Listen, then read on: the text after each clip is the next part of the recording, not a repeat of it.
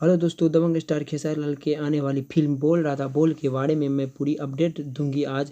तो इस वीडियो को पूरा देखिए। अगर दबंग स्टार खेसारी लाल का फैन है तो इस वीडियो को लाइक, सब्सक्राइब और एक कमेंट ज़रूर कीजिए। तो बोल रहा था बोल के बारे में मैं आज बताऊंगी।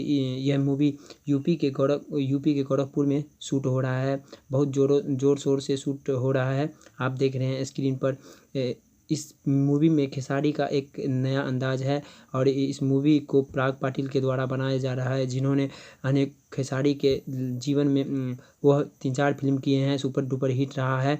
इसी तरह खेसारी का इस मूवी में खेसारी को खेसारी लाल और मेघाश्री महेश आचार्य देखने को मिलेगी।